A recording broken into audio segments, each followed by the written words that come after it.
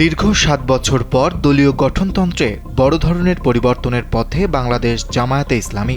২০২৪ সালের গণ অভ্যুত্থানের পর বদলে যাওয়া রাজনৈতিক বাস্তবতায় সাংগঠনিক কাঠামোকে আরও আধুনিক, স্বচ্ছ ও কার্যকর করতে প্রায় ১৪টি সংশোধনী আনার উদ্যোগ নিয়েছে দলটি। প্রস্তাবিত পরিবর্তনের মধ্যে রয়েছে আর্থিক ব্যবস্থাপনায় জবাবদিহিতা বৃদ্ধি, জেলা ও মহানগর পর্যায়ের ব্যয়ের সীমা নির্ধারণ, নতুন উপদেষ্টা পরিষদ গঠন এবং সংগঠনের বিভিন্ন ধারার পরিমার্জন।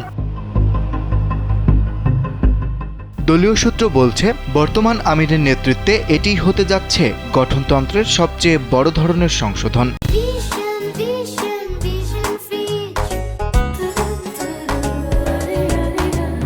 নেতৃত্বের দাবি, সময়ের চাহিদা ও সাংগঠনিক বাস্তবতা বিবেচনায় রেখে দলকে আরও গতিশীল ও জবাবদিহিমূলক করতেই এসব পরিবর্তনের উদ্যোগ নেওয়া হয়েছে।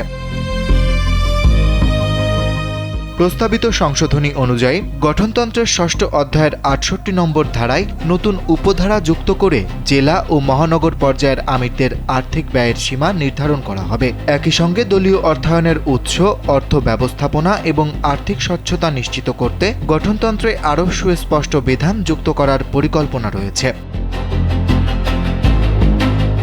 জামায়াতের সেক্রেটারি জেনারেল মিয়া গোলাম পরোয়ার জানিয়েছেন, সংশোধনী প্রস্তাব নিয়ে ইতোমধ্যে দলীয় শুরা বৈঠকে আলোচনা হয়েছে।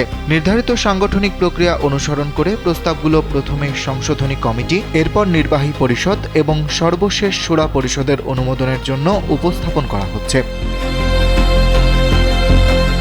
তিনি জানান, ২৩তম সংশোধনী প্রস্তাব শুরা সভায় উপস্থাপন করা হয়েছে।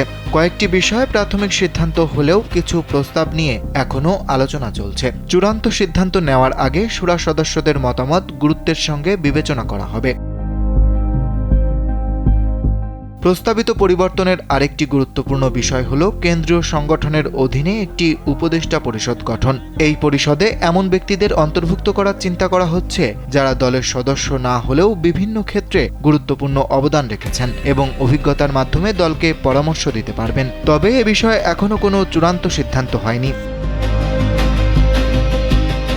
মিয়া গোলাম পরোয়ার বলেন, উপদেষ্টা পরিষদ গঠনের বিষয়টি নিয়ে আগামী শুরা বৈঠকেও আলোচনা হবে। সব প্রক্রিয়া সম্পন্ন করে চূড়ান্ত অনুমোদনের পর সংশোধিত গঠনতন্ত্র দলীয় ওয়েবসাইটে প্রকাশ করা হবে।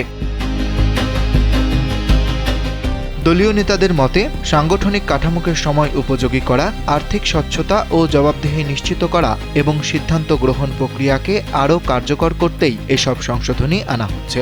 রাজনৈতিক নতুন বাস্তবতায় নিজেদের সাংগঠনিক ভিত্তি আরও শক্তিশালী করাই এই উদ্যোগের মূল লক্ষ্য। অরিত্র বাসু, কালবেলা।